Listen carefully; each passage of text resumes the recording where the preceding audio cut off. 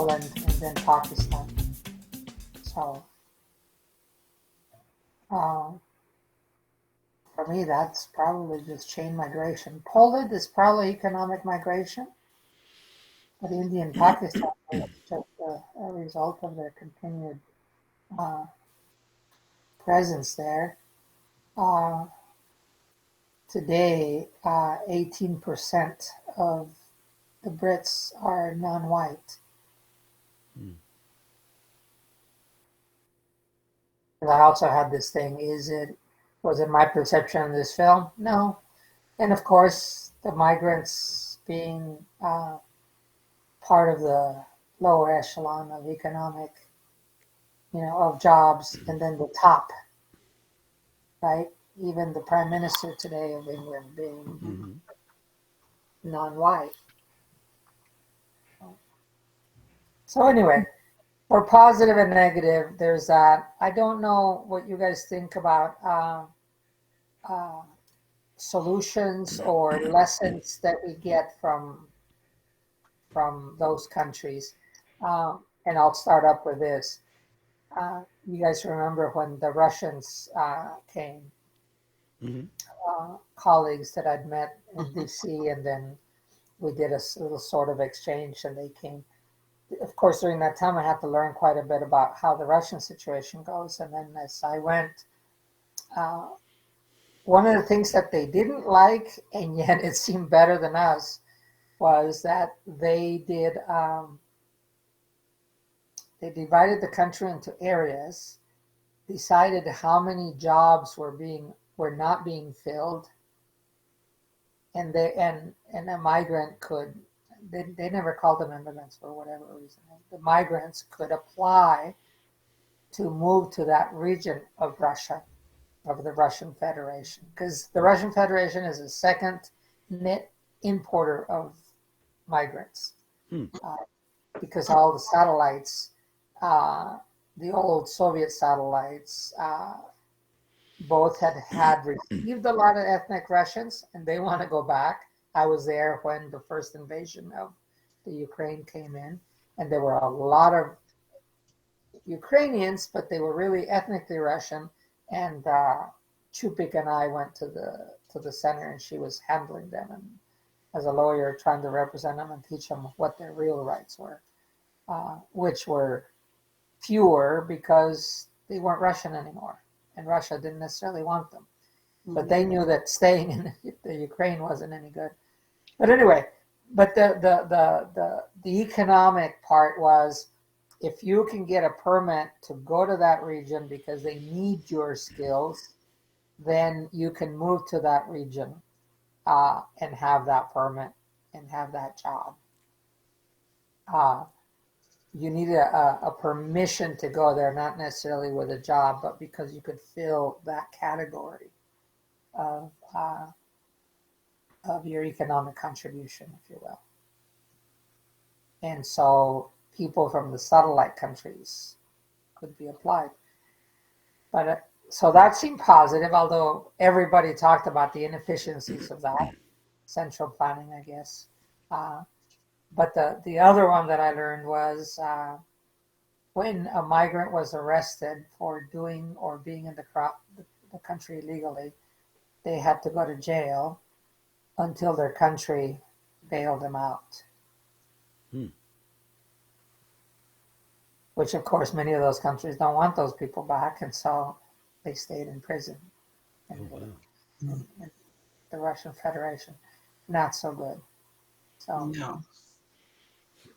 anyway, one of these days I should catch you guys up on some of the stories of Chupik and Leo and Raphael, the ones that came over, because I have a little bit of just learning of the many, many things that we don't have to, as advocates, that we don't have to go through.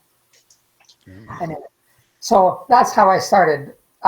So those were two, a bad example and a good example of things that we at least ought to consider as to what to do. Imagine if a city here said, we need X number of workers uh, and we'll take them. Uh, it would, I guess it would H-1Bs, H-1As, those visa categories could be done regionally. Right, which means we wouldn't have to wait on the federal government to pass them or approve them or Yeah, whatever. they would do federal paperwork, but they would already have a place to land Yeah. Mhm. because That's that right. country wanted them. Which today, I would dare say most city governments have no idea of who's landing within their city limits. So Yeah, we have anyway, very few controls over internal migration anyway. yeah, Like you can go pretty much anywhere and no one will even know that you did it. They might be able to trace you, but yeah, it's not the greatest system for a place no, this big. And trying to impose a one size fits all solution on it from the federal government is actually kind of counterproductive, I think. yeah. I learned this. Oh, go Oh, ahead. no, please. Especially when it becomes a fight between the two parties, then nothing gets done. Yeah. Yeah. I learned in Hawaii that so many of the workers are migrants, Japanese, Mm-hmm. Filipinos, but the ones that do the coffee are Mexicans. Huh. And I learned that after I tried to dig into the numbers, they the extension program in Hawaii, the extension, but 4-H, the youth program. Officially, the population of Hawaii, of that sect, well, of yeah, no, it was the whole state was like 10% Latinos, but 20% were enrolled in 4-H. Hmm. And I said, "How do you do that? No one else in this whole country has that many Latinos, that percentage of Latinos enrolled." I said, "Well, when we go to the plantations, we just get a lot of them directly enrolled and directly receiving services from us," which was interesting because in 2 different days, driving down the highway, there was somebody on the side selling Mexican tamales uh, In Hawaii. in Hawaii. Of course.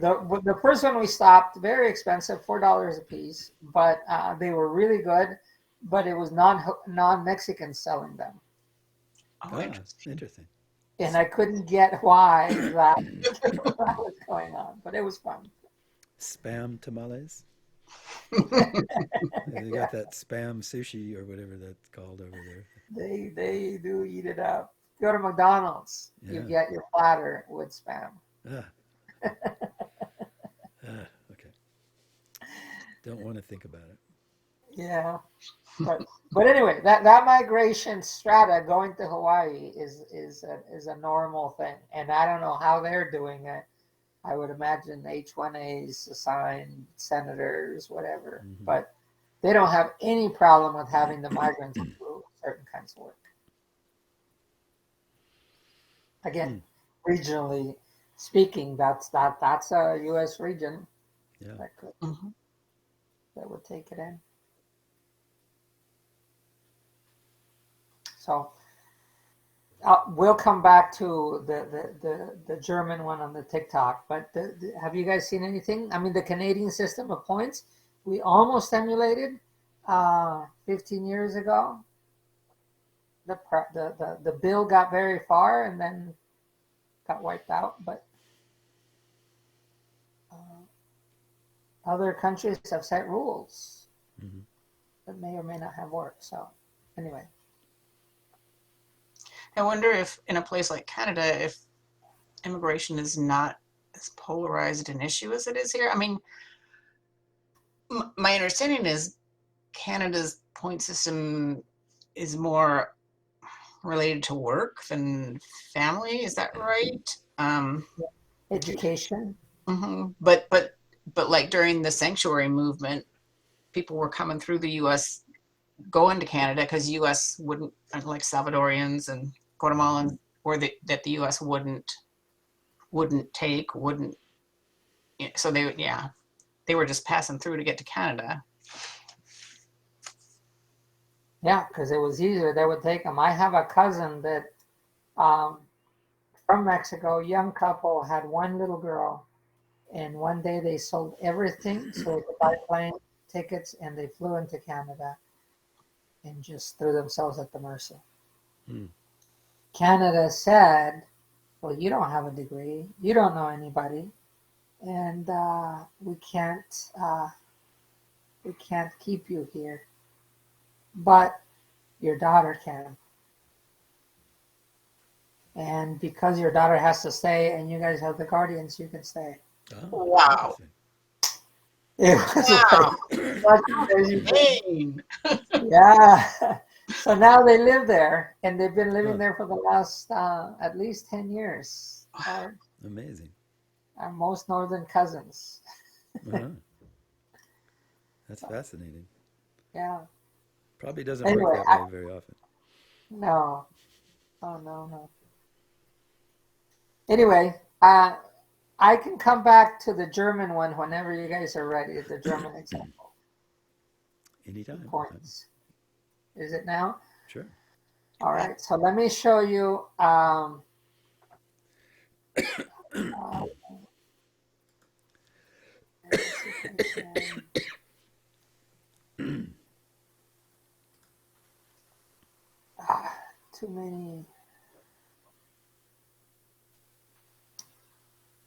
Too many windows that are giving me pop-ups. Okay, pick a window. There's my window. So this is the Canadians talking about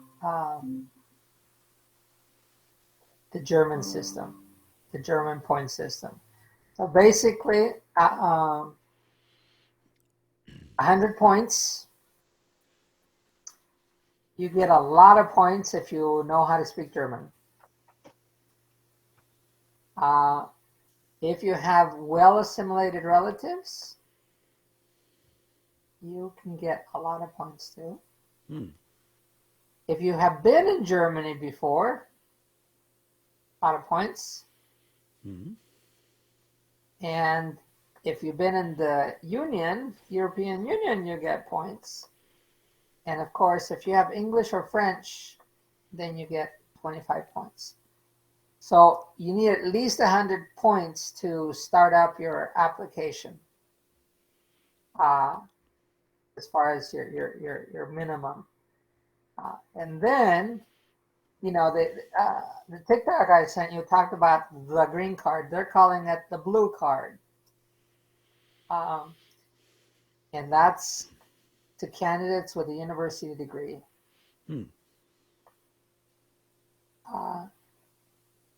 If they have an employment offer of at least 64,000 euros. Which, hey, we kind of have it. We're only with the investor visa at, what is it, 500 or 750,000? I'll be learning that more because I have a friend. So anyway, the interesting thing is that they're not putting limits on it. They're moving people along if they fit under the blue card. And at that point, they don't need German. If you can get yourself a job in which you have the company can use your language, whatever it is, they're fine.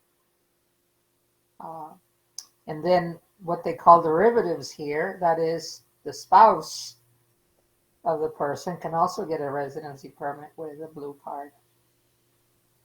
All areas of the economy are okay. And afterwards, once they have a blue card for 21 months, they can stay in Germany as a permanent resident. So that's coming up next year. But Germany has been one of the, I'm going to stop presenting that.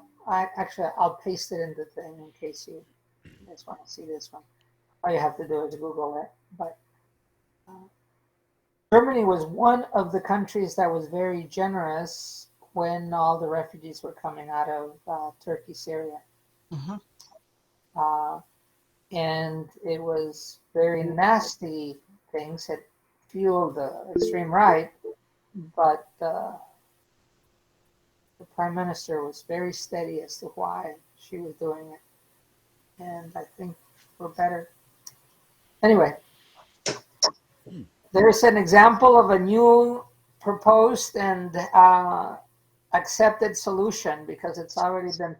So it's passed. It's passed. passed. So Wow. it's going to kick in next year. I think in January.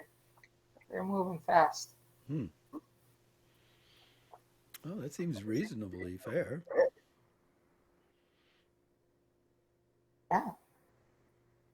Is employment based, but there's room for relatives and spouses anyhow. Yeah. No, but if you get points if you already have a relative that's well integrated. Which, of course, that's one of the things that's the hardest. As we were talking, and right now it's not moving. But as we were talking about receiving buses in our area, one of the biggest points that was made is if Venezuelans come, we don't have that many Venezuelans in our area. If you have somebody from Guatemala arrive, there are other people that could help channel. Ukrainians too, Russians. But we don't have we don't have Venezuelans in the area, and it would be harder for them and harder for us to help them. Yeah. Because in the end, having that system to integrate them, to help them integrate, is best done by their country, their fellow country. What's the word? I don't want to say fellow countrymen. So what do we say? Their fellow country compatriots. Yeah. Nevertheless, last Tuesday, I did a young Venezuelan man in English. Right. Who apparently, I don't know what the story is, but I mean, he's here. He came. I know Lisa Wilson said that we have some Venezuelan families that have come not through the buses, but have just come on their own. So Immigration Project reports the same. There are still families coming, whether they're bussed in or not. Yeah. There's a scattering of Venezuelans all over. And under that regime, it's not going to get better, and so right. And there may not be a lot of Venezuelans, but I know at least a couple besides this young man that have been here for some time. Yeah. Yeah, it's when that integration part for me is super important. That is, most immigrants, in spite of the opposition, most immigrants have no sense that they are going to get a safety net. Back in their home countries, they may think money grows on trees in the U.S., but if they have anyone who lives here, they know that it's going to be work. And it's going to be an uphill. And if you were a lawyer back home and now you're washing dishes, it is not uncommon. And so you're going to start over. That is, they expect work, and they don't expect that they're going to get food stamps or whatever else. And therefore, they can't wait to be independent. If you start giving them anything, you don't want to train them to start getting stuff for free. But on the other hand, they don't necessarily want it because it always comes with attachments. Yeah. It did back home, right, in a socialist government. And so becoming independent is a goal because they've got money to send home and they got other issues that they've got to take care of. So that quick integration is important because when we did our demographic survey, I forget the exact quantity, but once somebody becomes legal, their income goes up quite a bit. Yeah. Big percentage. And so you don't want to be undocumented, and you certainly don't want to have some kind of booster help besides the help to integrate. And often they don't have time. How many people do you know that haven't taken an English class because they don't have time? They got 2-3 jobs. So, or like in the case of many of my students, they want to learn, but they can only manage 1 hour a week, and so it's a very slow way to learn English. Yeah. Very slow way. And if I'm their only English content, it doesn't happen very fast at all. No, but that's the reality. I used to teach English in which they'd been here 20 years, and this was the first time they could sit down to take a class, that was 3 hours long Right. or whatever else. Because a lot of people don't have very much control of their schedule because of the type of work they do. And so taking a regular class is just not a possibility. And people don't, I mean, the average American doesn't realize that. But yeah, if your schedule changes every week, how can you take a class every Monday and Wednesday night, for example? You can't. Yeah. Something to pursue later in Philly. Back when I was in Philly, I got a proposal approved by the state Department of Labor to do English classes through the radio because of the cold. Once the winter months come, no one wants to go out, and so the approved plan. They gave me money, but then I moved out. Was to put it on the radio, then put it on a website, and put the recording on the website, and then distribute materials to the website so that people could reach it asynchronously from home. But then we would have the live radio show so that it would feel like a class for those people that could phone in and whatever else. It was pre-Zoom imaginations. We weren't thinking conference calling, but anymore, I think that would probably be the mode of instruction. Get on UPTV, teach the class, upload it to YouTube, and use the website to distribute both links to podcasts, but materials. People could download or put them on their phones, and it's not that stuff is not available out there. It's just that there's a method of delivery that forces people. Anyway, that's besides the point of the international migration. But maybe we've exhausted that topic. Are we at time? I don't know, Mr. Garza. It depends on how you count it, but we're coming up on an hour, but that we started talking for a while before we actually officially started. So it's up to you. If this feels... our call ends in 10 minutes, so... So speaking of Google's, we should probably wrap up then. Were you going to share the TikTok thing? Oh, well, it was all, that was the funky way of showing that same stuff I was showing you on the thing. Let me pull up the TikTok. It'll take me a second because I don't usually do TikTok, especially not on my screen. And in fact, I may not be able to TikTok video.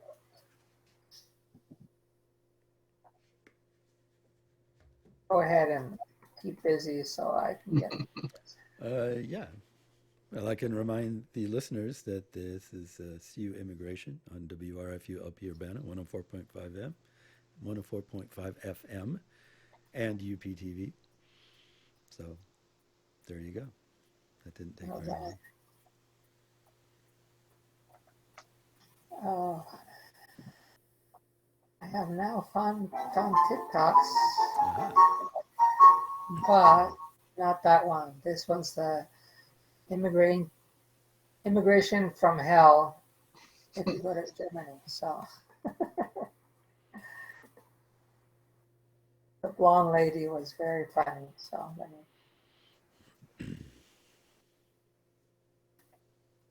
it's good to see you guys again, though. It's been 2 weeks? 2 weeks? Yeah. And speaking of WRFU, they were having internet router problems, so they're only just now getting back on the air. They've been off for like a week now. Wow. So even though we missed last week, it wouldn't have mattered because we couldn't have been on last week anyway. Sometimes it's fate. Do you then just upload it to... I mean, because what you record and hand over to them is already ready, isn't it? Yeah, I send it to UPTV and I put it on YouTube as well. Directly, so we don't have to wait for them to upload it to their channel. Right. Yeah, so... None of my keywords are working, guys. I'm getting only people that are publishing on immigration. Oh well. But look it up. Type in on your phone, TikTok, 2023 immigration points in Germany. And that'll give you a very funky, beautiful video. I'll check it out. All right. Well, so I guess, and then summary, other countries have migration. The U.S. is not so magnet. And some of them are doing innovative things that maybe we, U.S., should look at. And that it looks like, at least from the June meeting with Biden and I think it was the Organization of Latin American States.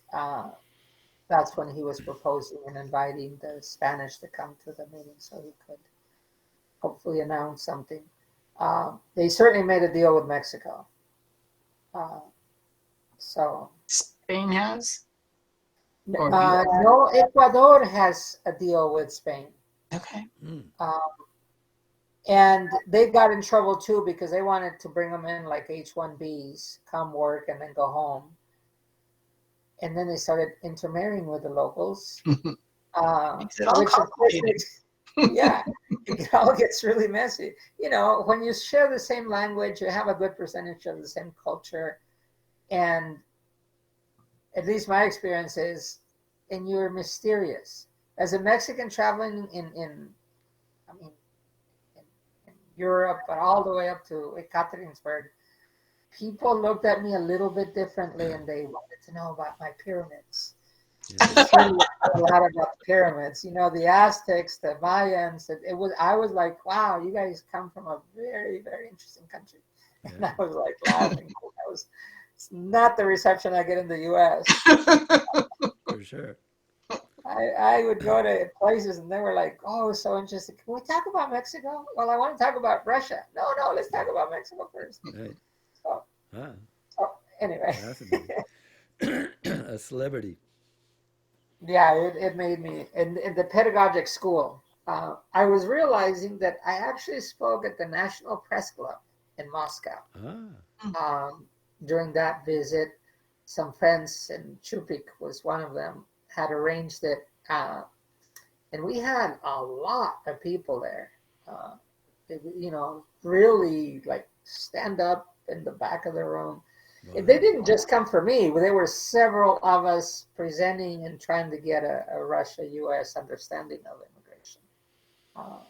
But it was very interesting to me that they could elevate it so fast. Wow, yeah, that's As a impressive. topic. I even got a writing offer. If I gave them an article, they would pay me $250. Hey, So sounds anyway, good. never did finish it. Something got in the way. I forget what it was, but Yeah. they're interested too. They know that they're not the souls. Their problem is our problem. For sure. Yeah. It's a shared problem. I guess Thank we'll you. see you next week. All right. Thank you, everyone. Appreciate it. Such a pleasure to talk with you guys. For sure. We'll see you at the next one. Okay. All right. Bye. Bye.